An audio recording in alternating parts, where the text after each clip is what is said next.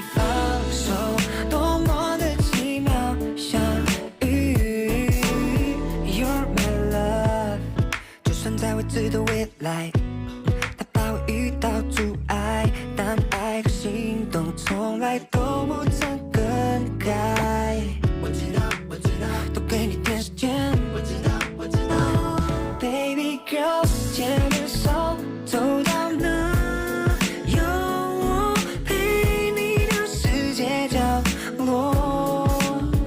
你愿意交给我，踏上这爱的方舟，伴有着美妙旋律，跟着我迎着风飞到哪，有我保护了整个宇宙。你愿意，我承诺，就绝不轻易放手，多么的奇。 Assalamualaikum, selamat pagi Bu Dia. Selamat pagi Mbak Eri. Waalaikumsalam warahmatullahi wabarakatuh. Bagaimana kabarnya hari ini? Alhamdulillah baik sekali. Sebelumnya saya minta maaf pada jenengan karena mungkin mengganggu waktu dan aktivitas Dian sebentar deh. Oke, nggak apa-apa. Tujuan saya datang kemari ini untuk memenuhi tugas demonstrasi kontekstual calon gubernur angkatan 10, yakni melakukan wawancara tentang pengambilan keputusan berbasis nilai-nilai kebajikan sebagai pemimpin dengan Ibu Dian selaku kepala sekolah di SD Negeri Daturejo 2 ini. Bisa dimulai Bu? Oke, bisa, silahkan. Yang pertama ya Bu ya. Oke. Selama ini bagaimana Anda dapat mengidentifikasi kasus-kasus yang merupakan dilema etika atau bujukan moral? Sebelumnya kalau bujukan moral itu kan kasus yang antara benar melawan salah. Jadi saya benar melawan salah itu saya menggunakan nilai-nilai kebajikan. Jadi kalaupun benar itu saya pasti menggunakan nilai-nilai kebajikan itu. Kalaupun salah ya tidak saya lanjutkan. Jadi lebih mengarah ke nilai-nilai yang baik. Nah, kalaupun dilema etika itu benar melawan benar. Jadi kalau kasus-kasus di sekolah kami ya dilema sekali menyelesaikan permasalahan itu. Tetapi saya juga banyak belajar. Akhirnya kami menemukan ketika debat kemarin menemukan suatu langkah namanya 9 langkah pengambilan keputusan. Yang kedua itu, selama ini bagaimana Anda menjalankan pengambilan keputusan di sekolah Anda ini, Bu? Terutama untuk kasus-kasus di mana ada dua kepentingan yang sama-sama benar atau sama-sama mengandung nilai kebajikan. Iya, jadi benar melawan benar ya Mbak ya. Jadi sangat membingungkan sekali bagi saya ya, dilema sekali. Apalagi sering kasus-kasus di sini semisal guru harus mengajar di kelas, tapi tiba-tiba ada undangan juga yang penting juga keluar. Jadi di situ saya lebih banyak menggunakan 9 langkah itu tadi. Dari melihat kepentingannya itu tadi, nilai-nilainya juga. Jadi akhirnya kemudian juga saya lihat dari uji-uji, opsi trilemanya juga.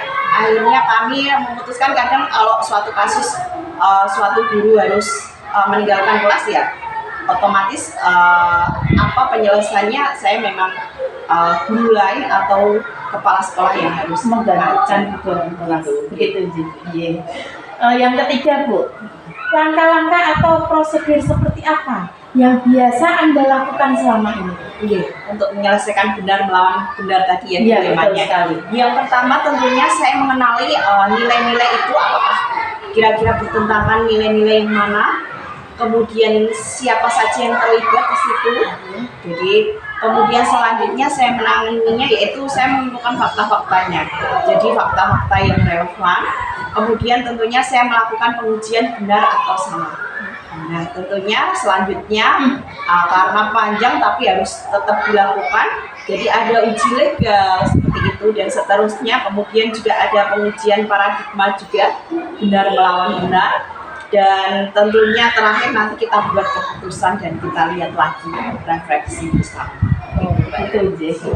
Yang keempat, hal apa saja yang selama ini Anda anggap efektif dalam pengambilan keputusan pada kasus-kasus dilema etika ini? hal-hal yang lebih efektif, Efektif ya. kira-kira ya paling efektif yaitu komunikasi dengan teman-teman, komunikasi bersama, Berkolaborasi begitu. bersama. Kemudian saya bisa menjadikan 9 langkah ini menjadi poin penting untuk teman-teman kita taati 9 langkah itu. Dari mulai nilai-nilai yang bertentangan dan terakhir itu pengambilan keputusan dan kita refleksi bersama. Teman-teman itu harus tahu kita komunikasikan bersama, itu paling efektif. Dengan begitu nanti resikonya akan semakin kecil Iya. gitu ya kalau kita berkolaborasi begitu ya. Iya. Yang kelima tuh, hal-hal apa saja yang selama ini merupakan tantangan dalam pengambilan keputusan pada kasus-kasus dilema etika tersebut? Iya. Tantangannya apa? Tantangannya itu pada diri kita masing-masing ya. Terkadang kita males lah untuk memikirkan 9 langkah pengambilan keputusan, itu males sekali. Jadi Sesuai di lapangan ya gitu sesuai ya. di lapangan yang satset. Jadi Bu, saya izin meninggalkan kelas, dia monggo Mbak, nanti saya gantikan gitu aja. Yang penting ada penggantinya. Yang penting ada penggantinya semisal itu. Tapi ya itu tantangannya lama kalau berproses. Tapi ya harus sabar. Memang kalau kasus-kasus besar memang kita Tetap harus menggunakan Iya. 9 langkah itu ya Pak. itu semangat terus. Ya. Yang keenam Bu, apakah Anda memiliki sebuah tata cara atau jadwal tertentu dalam sebuah penyelesaian kasus dilema etika? Apakah Anda langsung menyelesaikannya di tempat atau memiliki sebuah jadwal untuk menyelesaikannya? Bentuk atau prosedur seperti apa yang Anda jalankan? Ya, kalau memang kasusnya itu mendadak sekali, ya saya selesaikan saat itu Secara juga. singkat begitu ya. Saat itu juga. Jadi semisal guru izin tadi ya saat itu saya selesaikan juga. Tetapi kalau semisal kasus-kasus besar yang lama prosesnya harus Memang berproses. berproses, misal kayak penjaga gitu ya. Penjaga kan harus membersihkan sekolah, tapi kadang dia juga karena gajinya kecil di sini, dia juga bekerja di luar. Itu kan kadang kita harus berkolaborasi bersama. Jadi kita seminggu paling tidak ada komunitas di sekolah kami untuk menyelesaikan masalah-masalah. Jadi kurang lebihnya kadang kami itu berkumpul di 2 minggu sekali di akhir pekan untuk ngobrol bareng, untuk menyelesaikan masalah bareng. Di situ akhirnya dari teman-teman itu muncul solusi-solusi dan langkah-langkah 9 langkah itu saya gunakan. Begitu Mbak. Yang ketujuh Bu, adakah seseorang atau faktor-faktor apa yang selama ini mempermudah atau membantu Anda dalam pengambilan keputusan dalam kasus-kasus dilema etika? Ya, tentunya faktor-faktor dari lingkungan kami teman-teman. Ya, Teman-teman dengan kalau kita memikirkan sendiri itu 9 langkah itu kadang pusing juga. Tapi Iya. kalau sama-sama Kita dilihat selesaikan. dari itu, dilihat dari uji ini, teman-teman tuh banyak yang masukan-masukan. Jadi Iya. saya punya ide, saya bisa mengambil keputusan.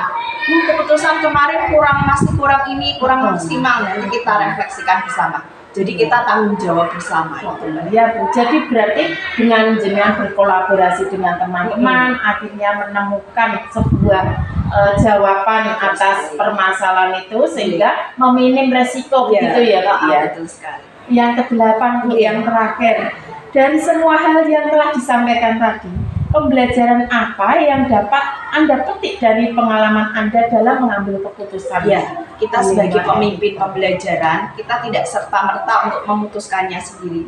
Kita punya teman-teman di sekolah, kita gunakan warga sekolah di sini, kita ajak ngobrol bareng, kita ajak komunikasi bareng, walaupun kita punya segudang materi, tapi kalau kita tidak bersama-sama teman-teman, terus kemudian ngobrol bareng, menerapkan materi yang kita punya dari 9 langkah itu kita terapkan, akhirnya kita akan menyelesaikan masalah bersama, mengambil keputusan secara bijak, dan teman-teman juga tidak ada yang Grundel. tidak ada Grundel di hati gitu ya.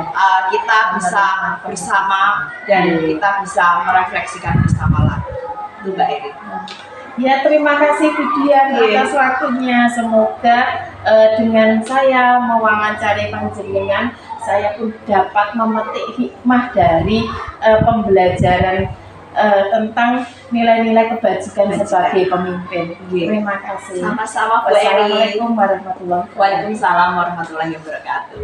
Terima kasih. Sama-sama, sukses selalu.